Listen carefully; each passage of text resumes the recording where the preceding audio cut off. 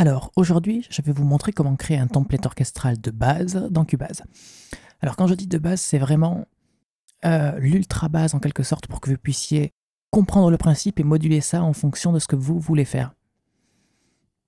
Alors, pour ça, il y a deux moyens. La première, c'est via des pistes instruments. J'aime beaucoup faire ça, mais ça utilise beaucoup de ressources pour l'ordinateur. Et la deuxième, c'est via les pistes MIDI. C'est la manière de faire la plus répandue, donc c'est ça que je vais vous montrer. Alors, lorsqu'on charge un projet vide Cubase, on tombe sur cette grande fenêtre. Et la première chose qu'il faut faire, c'est se rendre dans les périphériques et aller sur les VST instruments. On peut également appuyer sur F11 pour cela, pour le faire apparaître ou disparaître. Donc les VST instruments, c'est la fenêtre qui va nous permettre de charger les lecteurs de banque. Donc Contact, dont on a parlé précédemment, Play ou Engine pour d'autres banques de sons. Donc ici, la première instance que je vais charger sera une instance de Contact 5. Ça me demande si je veux créer une piste MIDI associée à Contact 5, donc forcément oui. Alors ça m'a créé ma première piste MIDI. Ce qui a été créé au-dessus, ce sont des pistes pour une utilisation particulière dont vous n'aurez pas besoin au début, clairement pas.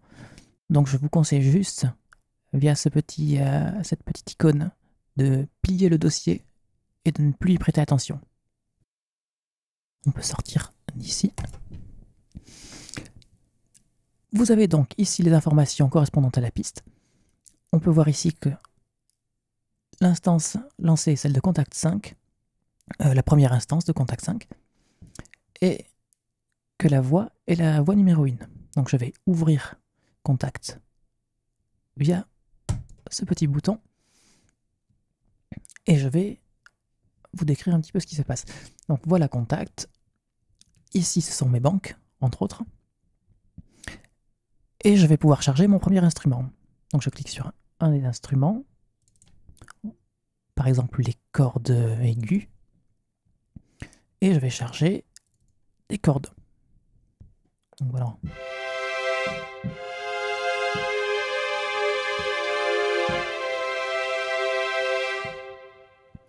Voilà, donc vous avez votre première piste qui a été créée. Maintenant, ça pourrait être bien d'en créer plus. Pour ce faire, dans l'endroit où la première piste est apparue, dans cette colonne, vous allez faire un clic droit et cliquer sur Ajouter une piste MIDI. Ça vous ouvre cette fenêtre. Vous pouvez choisir le nombre de pistes que vous souhaitez ajouter et vous ajoutez. Vérifiez bien que c'est Contact qui est toujours référencé sur ces pistes, comme on peut le voir ici. Et normalement, si tout se passe bien, pour chaque piste, la voix sera différente. La voix qu'on peut appeler également le MIDI channel. Je dis ça parce que la voix que vous voyez là, celle-ci, correspond au MIDI channel, MIDI CH, que vous voyez ici. C'est donc celui-ci. Lorsque vous chargerez d'autres instruments, par exemple si je charge des pizzicato en plus, le MIDI channel ici sera le MIDI 2. C'est-à-dire que je jouerai sur les pistes en conséquence de ces numéros. Pour donner un exemple, la première piste ayant le channel 1 comme le premier patch activera le premier, et la deuxième, channel 2 pour un channel 2, activera les pistes. Et ainsi de suite pour les autres patchs. Donc je vais charger rapidement une fausse template parce que ce n'est pas nécessairement ce que je chargerai.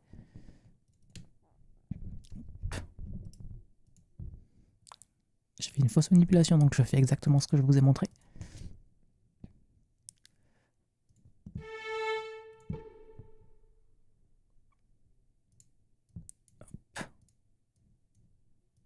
Voilà.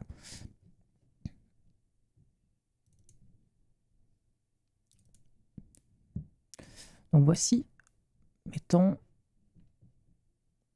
mes cordes, qui sont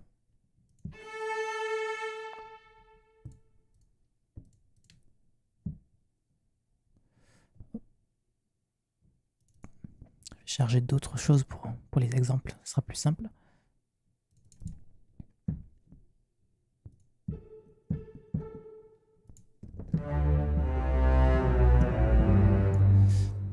Tout ça, ce sont mes cordes.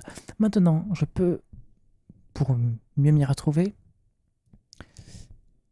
marquer le nom de chaque piste en conséquence du patch afin de m'y retrouver. Donc, je ne sais plus précisément ce que j'ai chargé puisque j'ai fait à la va-vite. Par exemple, ici, son. Je vais le marquer à l'anglaise.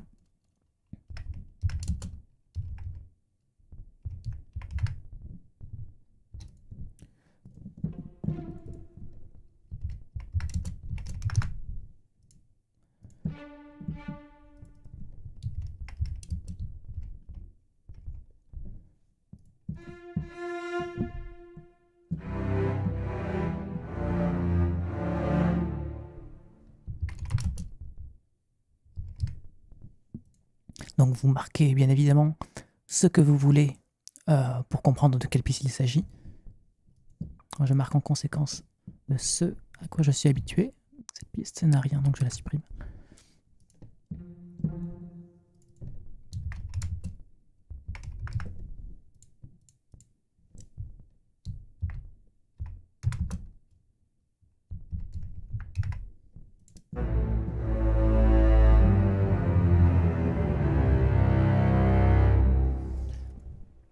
Donc, mettons que je n'ai besoin d'utiliser que ceci. Ce que je vais faire par la suite, c'est que je vais à nouveau faire un clic droit ici et créer une piste répertoire. La piste répertoire que je vais appeler par exemple chords ou strings au choix. Comme j'ai commencé à l'anglaise, je vais continuer à l'anglaise. Je la place au-dessus et je n'ai plus qu'à sélectionner la première piste, appuyer sur majuscule, donc Shift, et sélectionner. Grâce à cela, le fait de maintenir Shift me permet de sélectionner un ensemble. Et je n'ai plus qu'à les tirer à l'intérieur du répertoire. Ce qui me permettra, tout comme ce que j'ai fait tout à l'heure avec ce dossier qui n'était pas intéressant, d'avoir toutes mes cordes regroupées ici. Là-dessus, vous pouvez, si vous le souhaitez, changer la couleur des pistes via cette petite flèche ici. Vous pouvez uniformiser, ça sera au final le plus simple quand vous avez une grosse template. Vous avez les bois, les percussions, les chœurs, de l'électronique en plus, beaucoup d'effets. On s'y perd très vite et les couleurs et les pistes répertoires sont très pratiques, notamment d'une part pour s'y retrouver, mais également ces répertoires afin de pouvoir cacher ce que vous n'utilisez pas et ainsi avoir une vision beaucoup plus claire de ce sur quoi vous travaillez. Maintenant que j'ai, mettons mes cordes qui sont prêtes, je vais pouvoir repartir dans les périphériques, à nouveau dans les VST instruments, et charger une deuxième instance pour mes cuivres. Pour ça, je vais utiliser Play, qui est un autre lecteur de banque, mais les deux banques de East-West. Donc ça n'a rien à voir avec Contact. J'ai donc créé ma première piste de l'instance Play. On peut le voir. Deuxième instance, Play, Play. MIDI channel numéro 1. Et j'édite. Alors, voici Play, ça paraît compliqué comme cela. Tout ça, ce sont des tas de petits effets qu'on peut retoucher en fonction des banques.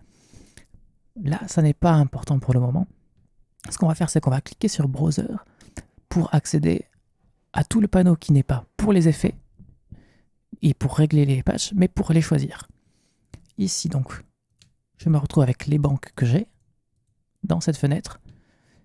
Et ici, c'est une arborescence de dossiers qui me permettent d'aller chercher mes instruments. Par exemple, là, je vais commencer à aller chercher les cuivres. Alors, ça peut être un peu long à charger parce que le logiciel que j'utilise en parallèle pour enregistrer tout ça est assez lourd pour l'ordinateur. Donc oui, effectivement, ça met du temps à charger.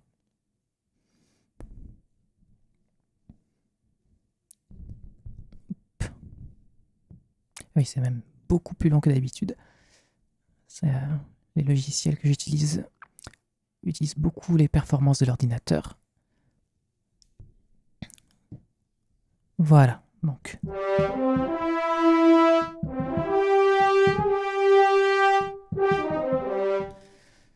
Donc on a notre corps qui est chargé. Le corps est chargé ici. On peut voir le nom du patch ici. Dans le MIDI channel numéro 1. En fait, la disposition est très différente de contact, mais les principes sont exactement les mêmes. Et je vais pouvoir aller donc du coup chercher d'autres instruments.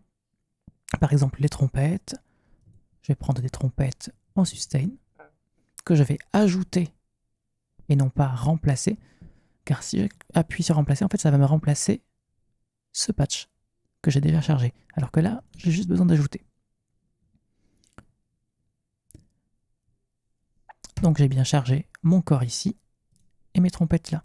Les corps sont en channel 1, les trompettes sont en channel omni, ce qui ne va pas, ça veut dire que le channel 1 peut les jouer aussi. Donc je vais les mettre en channel 2 et créer la piste MIDI en conséquence. Je vais en créer un peu plus parce que je vais charger également des trombones. Hop, je marque ici bien que j'ai le channel 2 et le channel 3 pour le prochain instrument. Et je charge également donc des trombones en sustain que j'ajoute.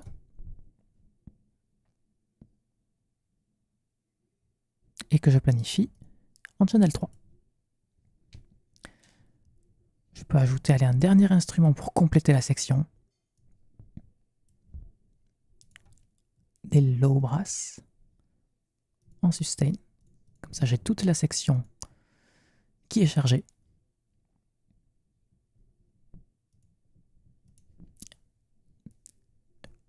Vous pouvez voir les corps ici. Les trompettes là. Ah, vous voyez, ça c'est une erreur typique. Je me suis trompé. C'est contact qui a été chargé. Donc je clique et je vais chercher play à la place. Du coup, j'ai fait exactement les mêmes erreurs ici. Voilà. Les trombones. Ah, les trombones. Et les low brass. Qui sont en omni. Vous voyez tout l'intérêt de... qui était en channel 1, pardon. Tout l'intérêt de bien faire les liaisons comme il faut. Une fois que vous avez ça, vous n'avez plus qu'à renommer.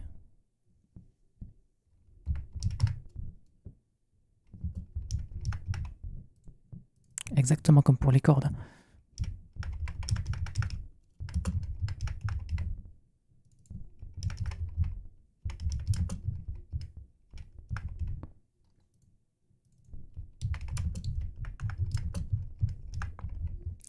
Comme pour les cordes, créer avec un clic droit une piste répertoire qui s'appellera brass cette fois-ci. Vous sélectionnez, vous appuyez sur majuscule, ça vous permet de tout sélectionner et vous tirez dans ce répertoire. Vous pouvez adapter la couleur. Après, tous les cuivres sont de cette couleur.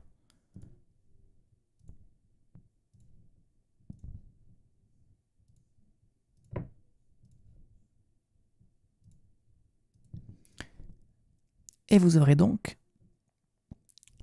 vos cuivres ici.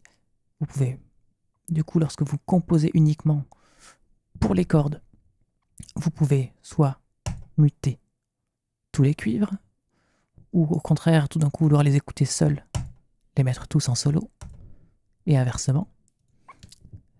Si votre template est trop grande, vous pouvez tout bêtement, alors parce que ça devient difficile au bout d'un moment de bien y voir, enlever les cuivres pendant que vous travaillez sur les cordes, ce qui permet d'avoir de la visibilité. Et vous pouvez donc continuer avec les VST instruments que vous allez à nouveau chercher dans les périphériques, avec F1 ou avec F11. Et vous pouvez charger ensuite des bois ou ce genre de choses en fonction de ce dont vous avez besoin. Et vous refaites exactement la même chose pour chaque section et chaque type d'instrument que vous voulez séparer des autres. Avec ça, vous devriez pouvoir créer une template de base telle que vous le souhaitez et qui vous permettra de composer facilement. Alors, comme je l'ai déjà dit, ça, c'est vraiment les bases. C'est ce qui permet de commencer à composer facilement. Après, il y a toute la notion de plugins à rajouter, tels que les réverbérations, tout ça, mais ça, on le verra une autre fois. Donc voilà, j'espère que ça vous servira et je vous dis à bientôt.